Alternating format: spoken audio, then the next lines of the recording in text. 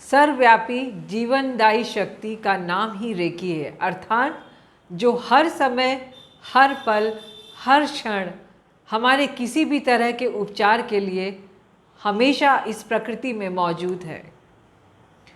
हमें बहुत बहुत धन्यवाद करना चाहिए डॉक्टर मिकाओ शुई का, जिनके कारण आज ये रेकी शक्ति संपूर्ण विश्व में बहुत ही आसानी से सबको प्राप्त हो सकी। वैसे तो ये हमारी ही धरोहर है। हमारे ऋग्वेद में और आयुर्वेद में इसका व्यापक ज्ञान विस्तार से दिया हुआ है। आयुर्वेद में ये स्पर्श चिकित्सा के नाम से जानी जाती है और ऋग्वेद में ये ऊर्जा के विज्ञान के रूप में जानी जाती है। डॉक्टर मिकाओ शुई जापान के अंदर एक एलोपैथिक सर्जन थे और वहाँ बाइबल पढ़ाया करते थे और उस बाइबल से उन्हें इस रेकी की जानकारी मिली। कहा जाता है कि सभी ग्रंथों में स्पर्श चिकित्सा का विज्ञान दिया ही हुआ है, चाहे वो हमारे धार्मिक ग्रंथ हो या कोई भी धार्मिक ग्रंथ हो। वहाँ से इन्होंने ढूंढना शुरू किया, सर्च चालू की और हमारे भारत के ऋग्वेद और आयुर्वेद से ज्ञान प्राप्त कर साधना करने के पश्चात उन्हें रेकी का ज्ञान प्राप्त हुआ। जापान से आने के कारण इस संजीवनी विद्या का नाम रेकी रखा गया।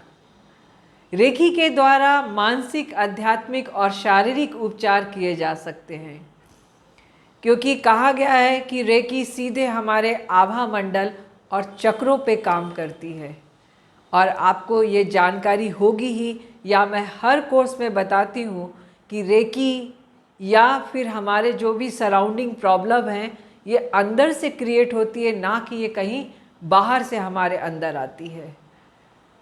तो जैसे जैसे आप अंदरूनी पावर्स को बैलेंस और एक्टिव करते चले जाते हैं, अर्थात चक्रा को और आभा मंडल को क्लीन, बैलेंस एंड एक्टिव करते चले जाते हैं, वैसे वैसे ही आपके लाइफ की सारी प्रॉब्लम्स दूर होना शुरू हो जाती हैं। शारीरिक तौर पर ये हमारे सपोर्टिव सिस्टम की तरह, हमारे एक मेडिसिन वैल्यू की तरह ये हमारे लिए काम करती है। अर्थात अगर आपको किसी भी तरह की बीमारी है तो उसे दूर करने में ये काफ़ी हद तक अपना योगदान देती है। आप इसे अपनाकर बहुत जल्द क्योर हो सकते हैं। मैं ये नहीं बोलती कि सिर्फ रेकी से आप ठीक हो जाते हैं। मेडिसिन के साथ साथ अगर आप रेकी का भी इस्तेमाल करते हैं तो ये एक सपोर्टिव सिस्टम की जैसे आपके लिए कार्य करती है और आप पहले से बहुत बेहतर और बहुत जल्द क्योर हो जाते हैं। मानसिक जितनी भी बीमारियां हैं उसका इलाज आज की डेट पे संभव नहीं है, लेकिन रेकी करने से मानसिक तौर से भी इंसान बैलेंस होते हैं, क्योंकि जो सेल हमारी बॉडी में जनरेट होते हैं, नए बनते हैं, वो हेल्दी बनना शुरू हो जाते हैं, क्योंकि प्राण ऊर्जा काफ़ी पावरफुल हो जाती है। तो ये मानसिक तौर पे भी बहुत मददगार साबित हुई है।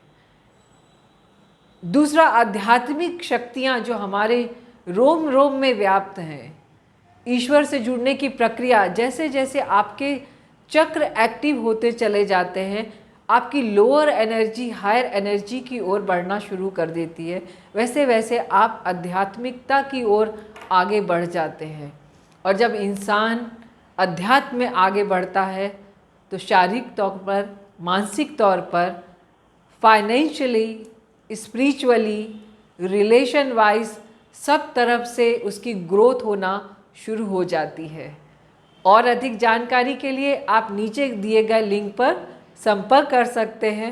मेरा सिर्फ एक ही मिशन है कि हर एक व्यक्ति के घर में, पूरे संसार में, होल वर्ल्ड में एक इंसान रेकी सीखा हुआ जरूर होना चाहिए।